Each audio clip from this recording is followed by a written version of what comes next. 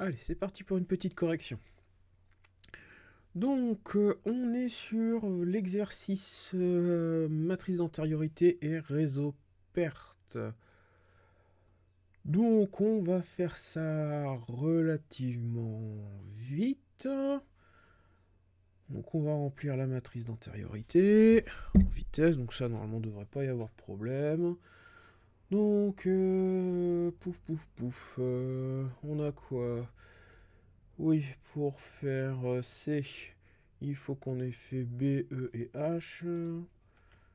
B, E et H. Ensuite, pour faire D, il faut avoir fait C. C'est ça. Pour faire E, il faut avoir fait A. On a quoi d'autre qui traîne? Pour faire F, c'est EBH.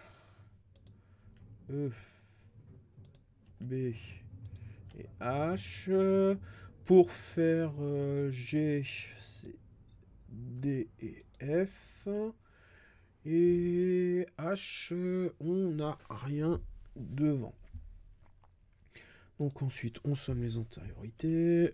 Là, il y en a 0. Là, il y en a 0 aussi. 3. Ensuite, on en a une. Après, on en a combien? On en a une aussi. Là, on en a 3. Ici, on en a 2. Et là, on en a 0. Ok.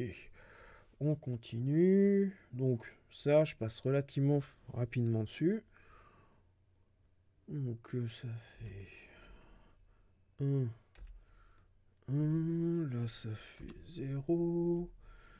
Là, ça fait combien? Bah là, ça fait 1 aussi.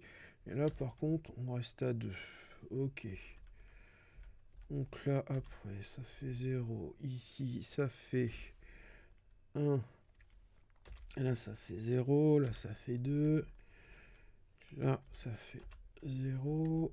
Là, je ne me rappelle plus. Je crois que ça fait 1. Donc, je vais vérifier. Ouais, c'est bon, ça fait 1. Et on est à 0. On continue. Donc, on se retrouve avec, avec la synthèse. Donc, niveau 1, on a bien 3 tâches, A, B et H. Niveau 2, on a une tâche C, E. Niveau 3, C et F. Niveau 4, D. Et niveau 5, G. Alors, pour se simplifier la vie, ce que l'on va faire, c'est que à partir de là, on va tracer. Alors ça, on peut le faire sur une feuille. Hein. Enfin, ça, il faut le faire sur la feuille de brouillon. Moi, je préfère utiliser Excel. C'est quand même beaucoup plus pratique. Donc, on est d'accord que dans le réseau perte, les tâches sont représentées par des traits. Donc, on va se simplifier la vie et on va faire des traits. Hop là. Donc, on va faire ça en vert, parce que j'adore le vert. Et on va faire ça très gros. Voilà. Donc là, ce qui se passe, c'est que au niveau 1, j'ai 3 tâches. Voilà. Donc quoi qu'il arrive, j'ai 3 tâches. A, B et H. Au niveau 2, j'en ai qu'une seule. Au niveau 3, j'en ai 2. J'ai C et F. Voilà. Hop. Au niveau 4, j'en ai une seule. Et au niveau 5, j'en ai une seule aussi. Donc, là maintenant, pourquoi je trace tous ces traits? Tout simplement parce que je ne peux pas avoir plus de traits, donc je ne peux pas avoir plus de tâches que je n'ai de lettres. Ce qui veut dire que tout mon réseau perte, pour qu'il soit fonctionnel et pour qu'il marche, je ne peux utiliser que les traits que j'ai en bas. On continue. Donc, on va faire... Alors, je sais plus si j'ai les options pour en faire une. Si! La voilà. Alors, 2 petites secondes.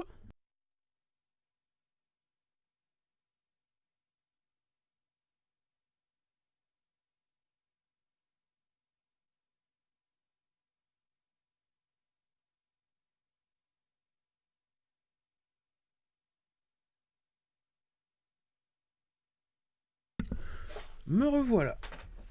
Donc, on va faire... Donc ça, c'est les étapes. Les étapes, je veux aucun remplissage. Par contre, je veux que les contours soient un peu plus épais. Et donc, on va tracer ça. Alors, malheureusement, c'est un... Alors, on va essayer de le décaler, ce truc-là. Est-ce qu'on peut... Ouais, bof. C'était pas l'idée du siècle, monsieur Bourracho. Donc... Oh, puis on va le faire un peu plus bas. Donc ça, c'est ma première étape. D'accord? Donc ça, c'est mon étape 0. Ensuite, de mon étape... de mon étape 0, je vais avoir 3 tâches qui vont partir. Donc, hop, on va essayer de faire un truc à peu près propre. Alors, on est bien d'accord que la longueur de mes tâches n'a absolument aucune incidence sur le reste. Elle pourrait faire 15 km de long, ça n'a aucune incidence. Non, je vais carrément la déplacer.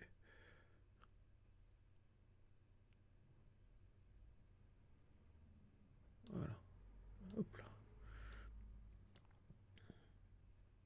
Donc on va se mettre ici. Pour se simplifier encore la vie, on va les nommer. Alors, on va faire une zone de texte. Donc ça, c'est qui? On va dire que c'est... non, c'est pas ça. C'est A. Et ça vaut 2. Alors, t'es mignon, mais je ne veux pas de remplissage. Merci. Voilà, et on ne veut pas de contour. Ah, bah voilà, c'est quand même beaucoup mieux. Donc ça, c'est A, ça vaut 2.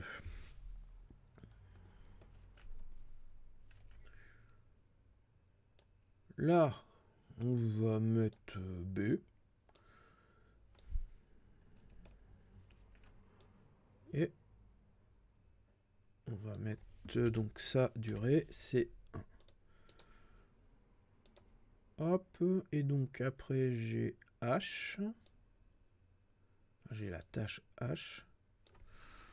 Donc, H. Et H, ça vaut 3. Ok. Donc, quoi qu'il arrive, pareil, je vais avoir, au bout de chaque tâche, je vais avoir une étape. C'est obligatoire. Une tâche ne peut pas finir comme ça abruptement. Elle a forcément un début et une fin. Le début est signifié par une étape, la fin aussi. Donc, tout mon début, il est là. Après, j'ai mes 3 tâches de niveau 1, donc A, B et H.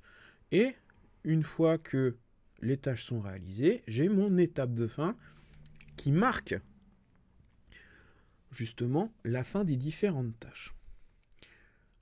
Alors, ensuite, qu'est-ce qu'on a? On a, donc si je retourne là-haut,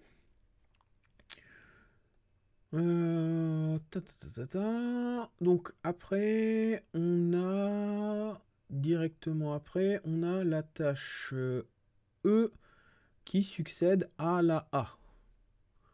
Ok, bah c'est parti. Je suis bête et discipliné. Donc la tâche E suit la tâche A.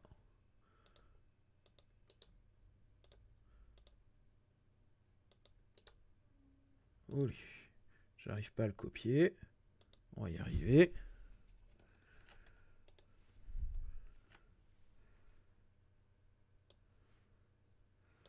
Donc on a dit c'était E et E, ça doit valoir, ça vaut combien? Désolé.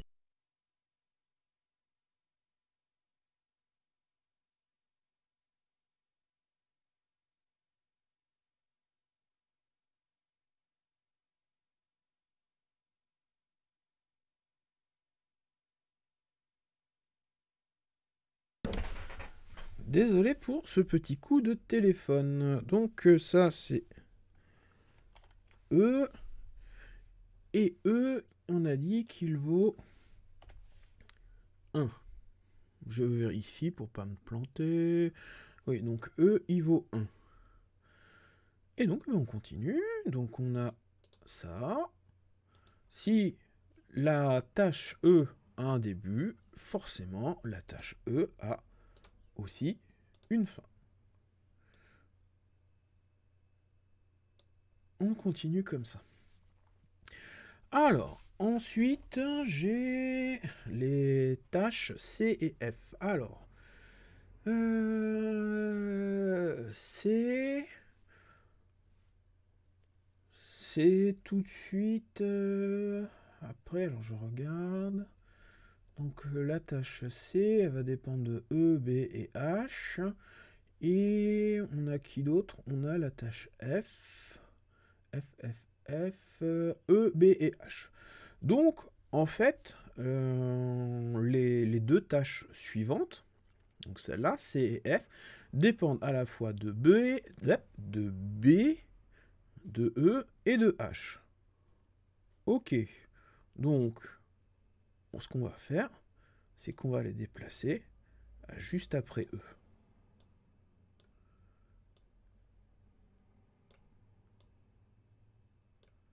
Voilà.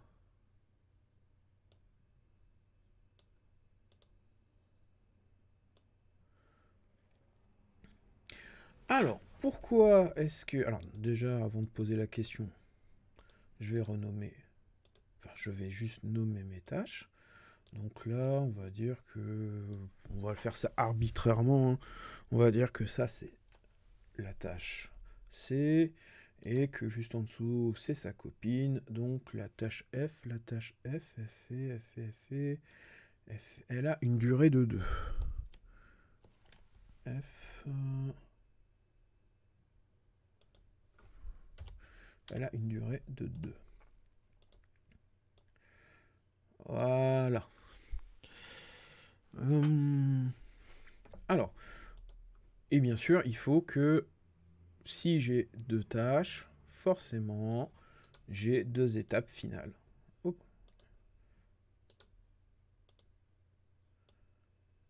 C'est obligatoire. Pour chaque tâche, j'ai forcément une étape de début et une étape de fin.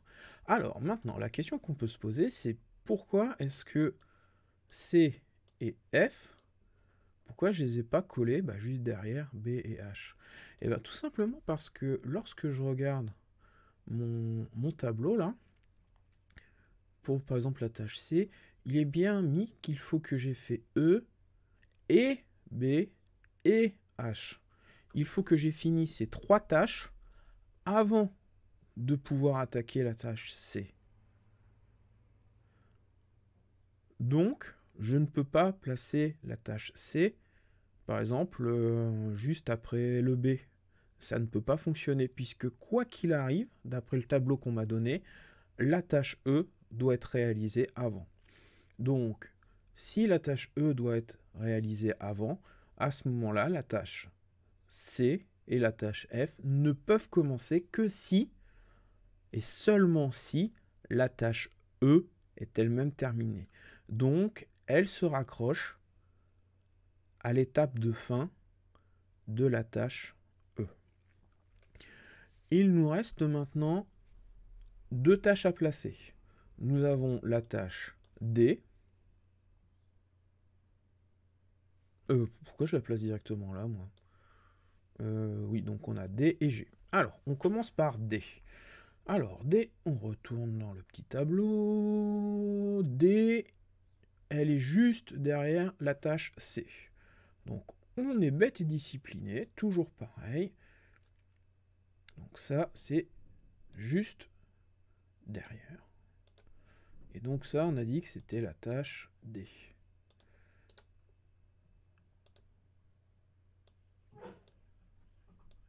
Hop là. Ok. La tâche D, forcément, a une étape de fin. C'est obligatoire. Voilà. Et donc, il nous reste la tâche G. Et la tâche G, on me dit que elle est juste après D et F. Comme précédemment, je ne peux pas, donc ma tâche G, la placer ici. C'est impossible puisque si je suis à cet endroit-là, ok, F est terminé, mais D n'est pas terminé. Pour pouvoir faire ma tâche G, il faut que à la fois D et F soient terminés. Donc, on est bête et discipliné toujours, et on va mettre la tâche G à la fin de la tâche D.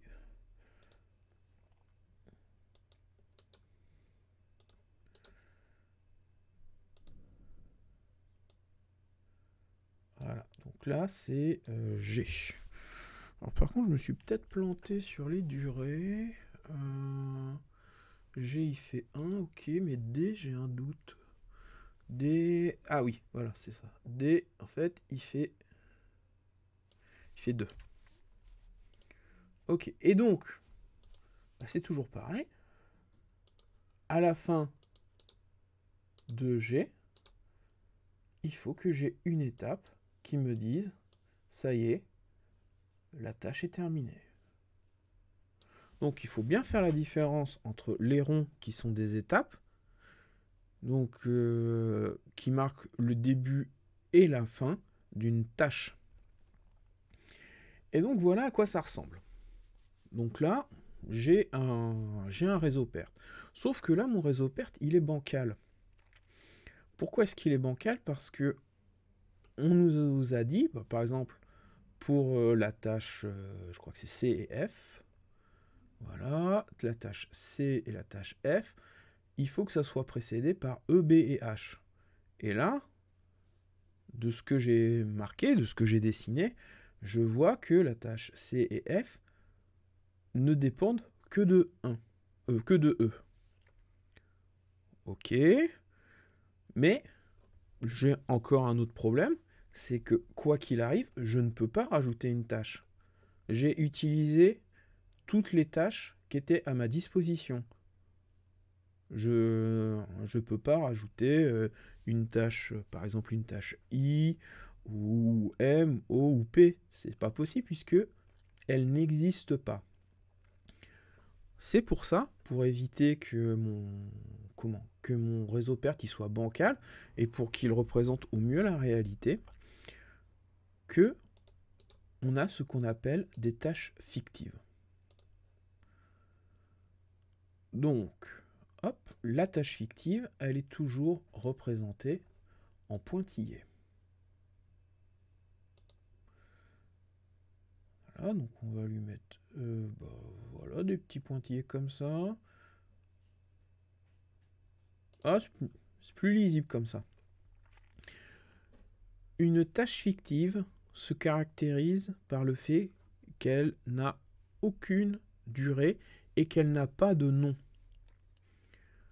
Cette tâche fictive, elle me permet de dire que c'est dépend à la fois de la fin de E, mais aussi de la fin de B. Donc là, de ce que j'ai marqué, de ce que j'ai représenté, pour le moment, ça veut dire que pour pouvoir faire C, il faut que j'ai à la fois fait E, et il faut obligatoirement que j'ai fait B. Si l'on reprend le tableau qu'on a en haut, C dépend à la fois de E, de B et de H. Donc, pareil, on va réaliser une tâche fictive qui va relier H à C. De ce que j'ai représenté ici, la tâche C, mais aussi la tâche F, ne peuvent commencer que si j'ai fait E, B et H. E est une tâche réelle, et ensuite, pour ne pas qu'il y ait de trou, je rajoute deux tâches fictives qui n'ont pas de nom et qui n'ont aucune durée. On pourrait les appeler aussi des tâches fantômes. Je me retrouve avec le même problème à ce niveau-là. C'est-à-dire que si je suis et que je lis bêtement mon exercice, enfin en tout cas mon réseau perte, j'ai une tâche qui s'appelle F et qui dure 2, donc 2 jours. Ok. Et après, il ne se passe rien. Il n'y a rien derrière. Ça, c'est pas possible. Toutes les tâches doivent être reliées les unes aux autres. Donc voyons un petit peu de quoi ça parle. Donc la tâche F, où est-ce que je vais en avoir besoin? La tâche F, je vais en avoir besoin une seule fois. C'est avant de faire la tâche G qui est laissée. Donc, pareil, je vais, comme je n'ai pas d'autres tâches que je peux rajouter comme ça, au petit bonheur la chance, ce que je vais faire, c'est que je vais sélectionner, voilà, et que je vais rajouter une tâche fictive.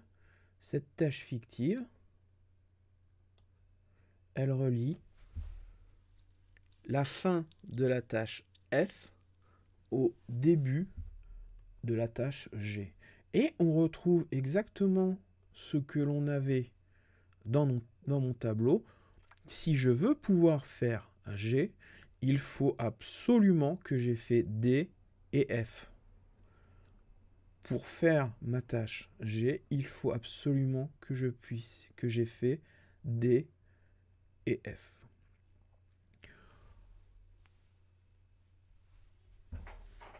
Arrivé à ce niveau-là, on n'a quasiment plus grand-chose à faire au niveau de la du remplissage.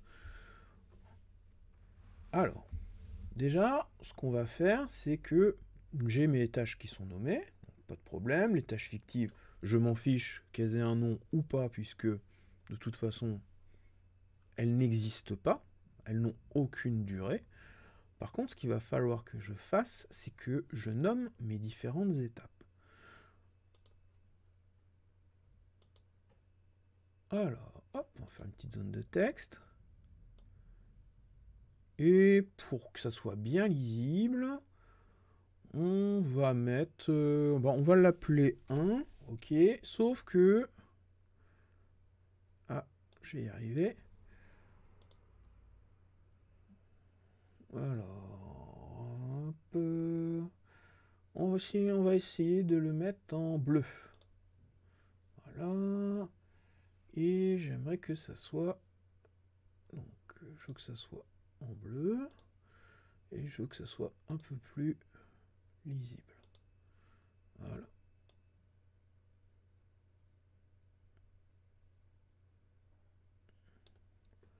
Je vais virer le remplissage. Je vais virer les contours. Voilà. Donc là, ça, c'est mon étape 1. Voilà, ça, c'est mon étape numéro 1. Après, je vais nommer toutes les autres étapes qu'il y a pour pouvoir les repérer. Ouf, je me suis trompé.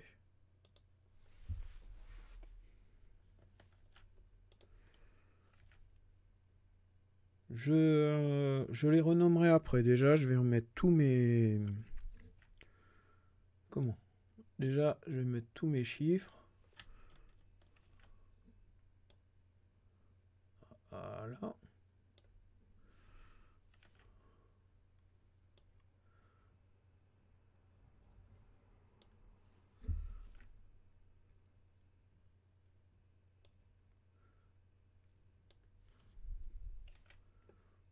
De mémoire, je crois qu'on va arriver à 9.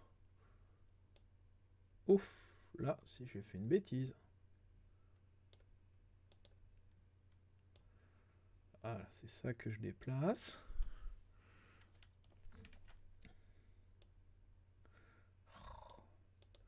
Monsieur Bourrachot. Et maintenant, ce que je vais faire, c'est que je vais les renommer puisque bah, elles s'appellent pas. C'est pas toutes les étapes 1. J'ai 1, et puis après, j'ai l'étape 2, 3. Alors là, c'est très très très arbitraire. Hein. Disons qu'on essaye de conserver une certaine logique. 5, 6, 7. Ah oui, c'est bon, on va arriver sur 9. C'est bien. 8 et 9. Voilà. Donc là, j'ai mes différentes étapes, je les ai nommées. Ok. Maintenant, ce que l'on va faire, c'est qu'on va représenter le début au plus tôt de chaque étape. C'est-à-dire que à quel moment je vais pouvoir les démarrer de façon la plus tôt possible. Donc là, cette fois-ci, on va lire le graphique, enfin le réseau, depuis la gauche vers la droite. Et on va faire des additions. Alors, hop, on va recoller ça. On va le mettre là. Sauf que cette fois-ci, on change la couleur. Puisque ce n'est pas la même chose. On va le mettre en rouge.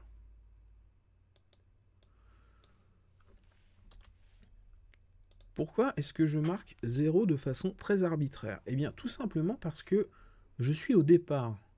Donc ça, on est d'accord que ce réseau perte, il représente une sorte de chaîne de production, une succession d'étapes. Tout mon réseau, il commence par les tâches A, B et H. Donc, on est bien d'accord qu'il commence. S'il commence, il n'y a rien avant. S'il n'y a rien avant, forcément, on va démarrer à l'instant 0. Donc, c'est ce que je marque. Je marque l'instant 0. Ensuite,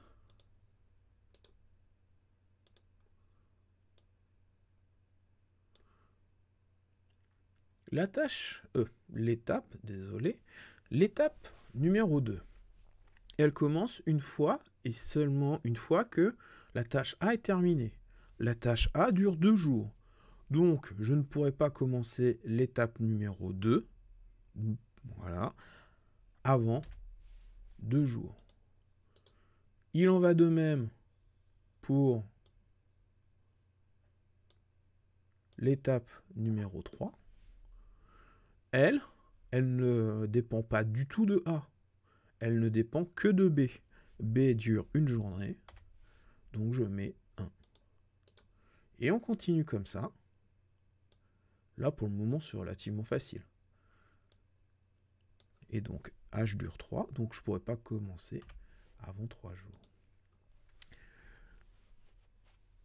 Maintenant, nous avons ceci. D'accord? On a le début au plus tôt de l'étape 2, 3 et 4. Maintenant, à quel moment on va commencer l'étape numéro 5. Eh bien, il suffit de faire juste une petite addition. C'est-à-dire que là, j'ai 2 et E dure 1. Donc 2 plus 1 égale 3. Mais j'ai aussi celle-ci qu'on pourrait avoir envie de prendre en compte. Donc là, j'ai ma tâche, enfin, j'ai B qui dure 1, donc ici j'ai 1, et après j'ai ma tâche fictive, désolé. La tâche fictive n'a aucune durée, c'est ce que j'avais dit précédemment. Donc 1 plus 0 égale 1. Ok. Et là, 3 plus 0 est égal à 3. Donc quoi qu'il arrive, cette tâche-là, elle ne pourra pas débuter avant 3. Et là, c'est pareil. Donc, si pour la tâche, pour l'étape numéro 6, je vais finir par me tromper. Donc, 3 plus 1, ça fait 4. 3 plus 2, ça fait 5. Donc ça, c'est mes dates au plus tôt. Ensuite, 5 plus rien égale à 5. 4 plus 2 est égal à 6.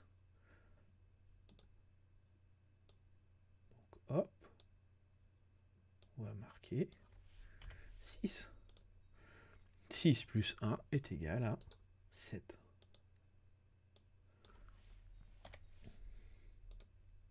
Donc là, j'ai mon début au plus tôt. D'accord. Donc, c'est, on va dire, histoire de... pour prendre de l'avance sur ma production. C'est-à-dire que le plus tôt possible, dès que j'en ai la capacité, je vais commencer. On a aussi ce qu'on appelle le début au plus tard. Et le début au plus tard, il va se retrouver hop, ici.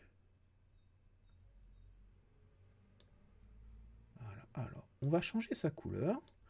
Et lui, on va le mettre en une couleur qui est bien visible, que je n'ai pas déjà utilisée. On le met en vert? Allez, on le met en vert. D'accord. Le début au plus tard, il va être égal, on va dire, à la fin au plus tôt. C'est-à-dire que là, de toute façon, quoi qu'il arrive, quoi qu'il se passe, je vais avoir besoin d'une durée de 7 jours. D'accord? Donc, quoi qu'il se passe, comme je ne peux pas modifier les durées de mes tâches, alors là, on va avoir droit à 7.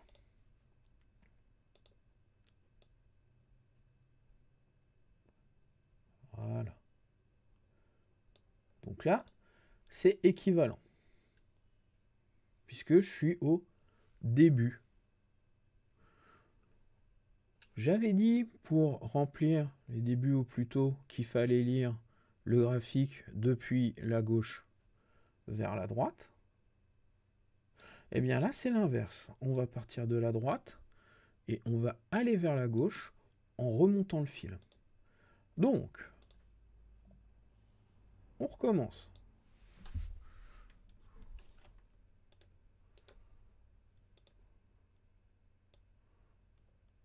Donc, on a dit 7 moins 1, ça fait 6. Ok. Ensuite, on continue. 6 moins 2, ça fait 4.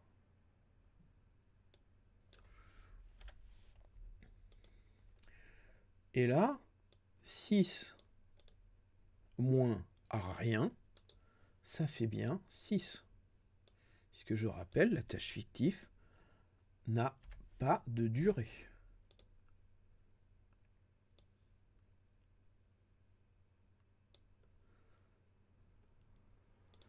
Ensuite, donc là, on a deux possibilités. Donc, enfin, pour ici, hop, on va la mettre tout de suite. Voilà, hop.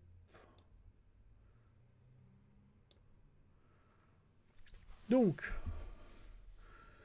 là, on va avoir 4 moins 1 ou 6 moins 2. Donc, ce qu'on va prendre, c'est le score le plus bas. Et donc, ce qu'on va avoir, c'est 4 moins 1.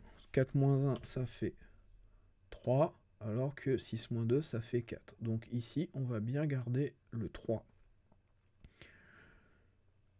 On y retourne. Donc ici, 3 moins 1, ça fait 2. 3 moins rien, bah ça fait tout. Oh, ça fait 3.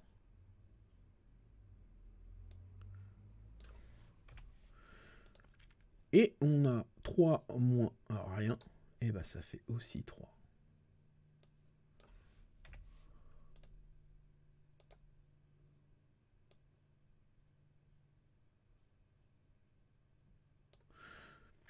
Même principe que précédemment. 2 moins 2, ça fait 0. 1 moins 3, ça ferait 2. Et 3 moins 3, ça fait 0. Toujours prendre le score le plus faible. Donc là, il faut que ça soit 0. Toujours suivant le même principe, c'est que comme la durée en jours ne peut pas varier, puisque on ne peut pas modifier la durée de nos tâches, forcément, quoi qu'il arrive, le départ sera à 0. Ensuite, il va nous rester une troisième chose à remplir, c'est ce qu'on appelle le flottement. Le flottement, donc, c'est la dernière petite partie de notre cercle. Donc là, par contre, on va le mettre en noir. Voilà. Et là, c'est assez simple pour l'obtenir, parce qu'en fait, il suffit de faire la soustraction du rouge et du vert. Donc, 0 moins 0, ça fait 0. Ouf.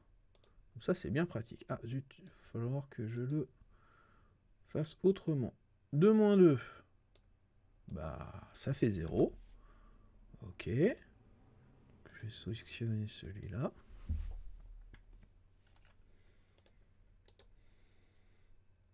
Je vais déjà faire tous ceux qui sont égaux à 0. Ça sera plus simple. 3 moins 3, 0. 4 moins 4, 0 aussi.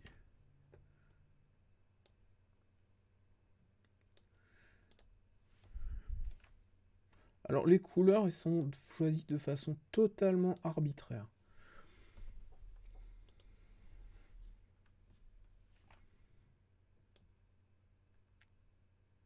Voilà. Donc à chaque fois que je fais ma soustraction et j'obtiens là, pour toutes celles que je viens de remplir, des 0. Ici, je vais avoir 3 moins 1. 3 moins 1, bah, ça fait 2. Donc, bête et discipliné, je le marque.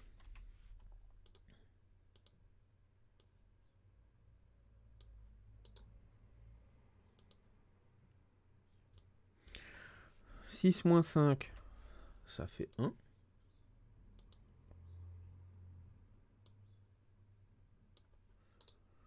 Et c'est bon, ben on a fini en fait de réaliser le réseau perte. Mais alors, c'est bien rigolo tout ça, mais pourquoi est-ce que je m'embête à calculer tous ces petits chiffres? Eh bien, tous ces petits chiffres, ça va me permettre de déterminer quelque chose qui est très important et qui s'appelle le chemin critique. Qu'est-ce que c'est que le chemin critique? Le chemin critique, ça va être toutes les tâches sur lesquelles je ne peux pas avoir de problème de production. Si j'ai un retard au niveau de ces tâches, toute ma production va s'arrêter ou en tout cas va ralentir. Donc là, si je reprends mon chemin critique on va tracer, donc, hop, insertion, on va se le faire en plus simple. Donc le chemin critique, on a tendance à le faire en rouge, pour dire que c'est vraiment quelque chose de très très très important. Donc là maintenant, je vais faire le chemin critique, mise en forme, non, alors c'est pas ça que je veux, voilà, on va le mettre en rouge. Donc là, j'ai pas de marge. Après, là où je n'ai pas de marge, c'est ici. Puisque ma marge est égale à 0, c'est le chiffre noir. Ensuite,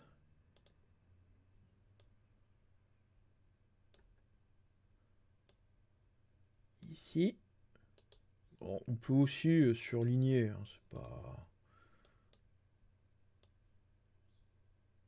Le but, c'est qu'il soit bien visible. Donc là, c'est pareil. J'ai une marge qui est à 0, donc c'est une tâche critique. Et voilà. En fait, tout ça, tout mon réseau perte, il va avoir deux fonctions. Déjà, savoir combien de temps je vais mettre pour aller du point A au point B. Combien de temps je vais mettre pour réaliser toute ma production. Mais aussi pour déterminer qu'est-ce qui est important, quelles sont les tâches sur lesquelles il ne faut surtout pas qu'il y ait de retard. Les tâches sur lesquelles il ne faut surtout pas qu'il y ait de retard, ce sont A, E, C, D et G. Ici, pour par exemple la tâche B, j'ai un flottement de 2. Ce qui veut dire que si jamais j'ai un petit problème sur ma chaîne de production et que la tâche B prend du retard, ce n'est pas grave, puisque quoi qu'il arrive, j'aurai 2 jours de battement. Par contre, si mon délai il est supérieur à 2 jours, à ce moment-là, effectivement, je vais avoir un problème pour enchaîner. Mais là, d'après les données que j'ai, la tâche B peut prendre 2 jours de retard et ça ne posera aucun problème à la production. De même que la tâche F. La tâche F, on voit qu'on a un flottement de 1. Ce qui veut dire que si jamais j'ai un retard d'une journée sur ma tâche F, alors à ce moment-là, eh bien, c'est pas grave, ça sera absorbé. Par contre, si j'ai un retard ou un délai supérieur à un jour, eh ben, je vais avoir un petit souci. Et toute la production va se retrouver impactée.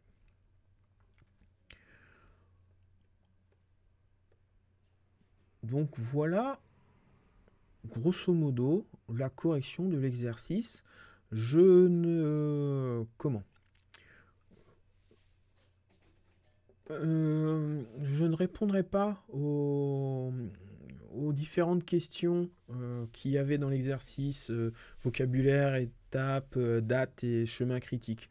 Mais par contre, si vous avez des questions là-dessus, eh ben, il n'y a pas de souci, je répondrai. Ah, là, j'ai fait des bêtises. Je les ferai en dehors de la vidéo. Donc, sur ce, jeunes gens, je vous souhaite un très bon mercredi. Et puis, si vous avez des questions, n'hésitez pas. Bonne journée!